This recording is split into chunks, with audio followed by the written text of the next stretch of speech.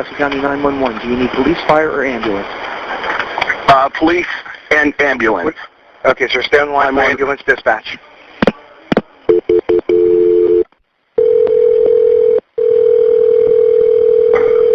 Ambulance. Yes, I'm on Route 95, a little bit below, headed southbound, a little bit below the Marsh Road exit, I believe. We have an overturned vehicle on the shoulder of the road and another car off the road. Okay, how far south of Marsh are you? I'm going to say half a mile or so. It's before the, it's approximately a mile before the Delaware Avenue exits. Is you see a golf course to your right-hand side there? Yes, it's on the right-hand side. It's on the shoulder of the road. Is there and a vehicle. I'm sorry? Is there a golf course off to the right-hand side there? I don't see a golf course.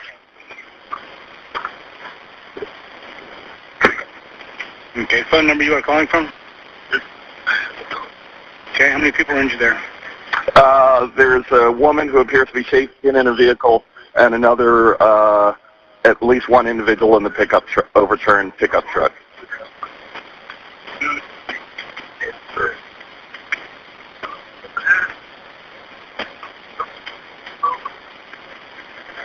You still at the accident scene now? Yes. Anybody pinned or trapped in any of the vehicles? I'm sorry? Anybody pinned or trapped in any of the vehicles? No. Were you the only one in the pickup truck? No. The occupant of the overturned vehicle is out. Anybody get thrown from any of the vehicles? No, he's operating under his own will, but has bloodied some facial lacerations. Everybody completely awake? Yes. Any obvious injuries other than what you told me? No. Any serious bleeding there? Yes, some bleeding from the facial lacerations. Believe a cut to the forehead.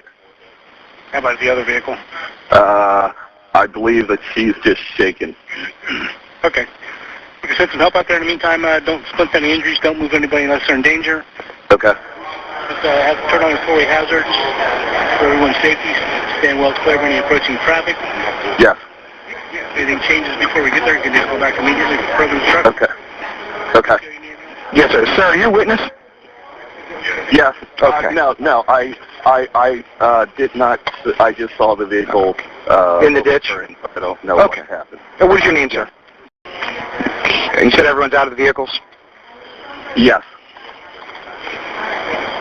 And what color was the sedan? Light or dark? White. The vehicle in the ditch is a white Toyota Prius. Okay. And you said the other vehicle's a truck? The other vehicle is a blue F-150 Ford. All right, sir. We've got that in for police. Are you still at the scene? Yes, I am. Okay. The vehicle's causing danger and it's safe to do so. They can move to a safer location out of flow of traffic. For everyone's safety, stand well clear of any... Hang on just one sec. Go ahead. Sorry. Go ahead. For everyone's safety, stand well clear of any approaching traffic. If it's safe to do so, turn on your flashing hazard lights. Stand safely away from any fuel, chemicals, or fumes. We'll have an officer dispatched as soon as possible. Call us back immediately if anything changes, you have any further information. Okay? Okay. Okay, sir. Thank you. Bye-bye. All right. Bye-bye. What's your name? Jim Battles, Jim, how long you been at the county dispatch? 40 years, 40 years. So you've seen a lot of things, just about everything. just about everything. Now, can you give me a little description on what the EMS and the fire side do when a call's coming from the 911 call taker? What happens is that people dial 911, who go into the emergency call operators. They will determine whether it's a fire or ambulance call. And once they determine it's fire or ambulance, they will transfer to us, and we'll do the triage using the priority medical dispatch and the priority fire dispatch. That will code the call, then we'll dispatch the appropriate agencies, fire, EMS, paramedics, state police helicopter, whoever else needs to go. If it has anything to do with like a multi-agency, as far as the police-wise, they'll stay on the call, then they'll get their information, and they'll enter it into the police terminal, and the police will be dispatched at the same time. So when you get the call from the 911 call taker who answer police, fire, or ambulance, and they say they need their house is on fire and their subject's trapped, so obviously the call will come right over to you guys. Yes. Now, when you get the call, for instance, you get the call, you're taking the information. They've taken some, but you're going to take the majority of the information coming in, correct? Yes. Now, what happens after that? How many people on the line dealing with this one situation? We usually be the call taker, then whoever's on the phone, once we code the call, it automatically goes to the dispatch terminal. We'll stay on the phone and get additional information while the call is being dispatched. Usually after we answered 2 or 3 questions, it codes it, and then it would send it over to the dispatch terminal, and then the dispatchers are automatically dispatching the call while we're still getting additional information and giving pre-arrival instructions to the medical or fire, whichever's needed. So similar to the call you had about 10 minutes ago where there was a cardiac arrest, one of your co-workers was dispatching Right. the ambulance and the fire, and you were giving actual CPR instructions. Right, I remained on the phone until either the ambulance or the police got there, while they were still I was giving them instructions, and the police and the paramedics and the ambulance were on the way up there. So it eases the public's mind knowing that even though you're asking the questions or giving instruction, Help is on the way. help is on the way. Help is on the way. You get a lot of people saying, why did they ask so many Yes. questions? They don't really understand the system, but And this is something we want to do to try to get it out there so people know what it is. Jim, if you could tell something to somebody right now on how to do a 911 call that to ease their mind on what goes on, can you start from the beginning to the end, EMS side? dial 911, it works. Thank you. Most of the questions are just yes and no. Answer the questions. It will speed the process along much faster. And it really does work. Jim, thanks for the interview and many, many more years. Thank you. My name is Don Holden. I'm the Assistant Chief of the Emergency Communications Division. My responsibilities include the operations of the 911 Center. Don, we were here yesterday doing some filming, and we got to meet some very, very nice people. Can you tell us what the difference is between a call taker, a dispatcher, and whatever else they do in their mix? Okay, call takers are referred to as public safety operators. They process the initial call. If the caller requests fire or ambulance, they then transfer the call to the fire and EMS section. Fire EMS section will then triage the call, assuring the appropriate response and appropriate pre-arrival instructions.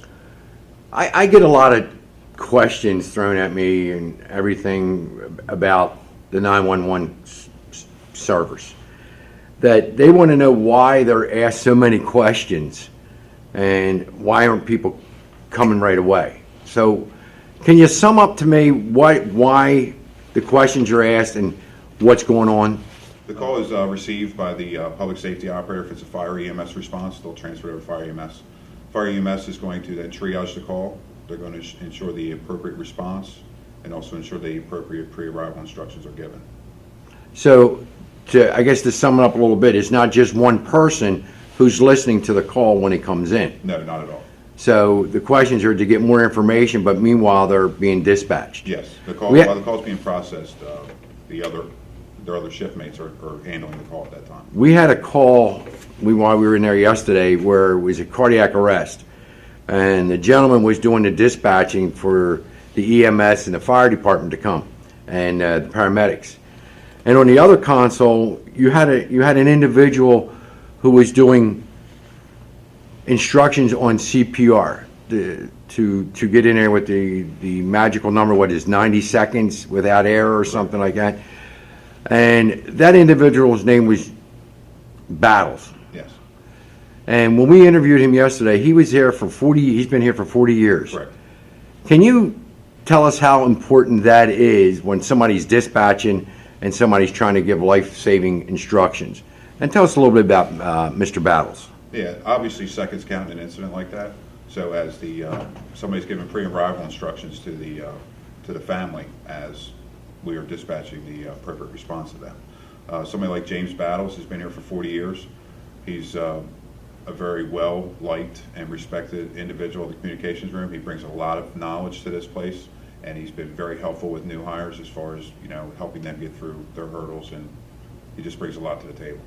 Well, I can tell you this, when we were here yesterday filming, your staff was very nothing but positive to us. They felt us feel welcome.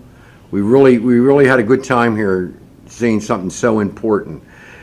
If I could put you on a spot right now, can you sum up how important that operation is in one word? Dedication.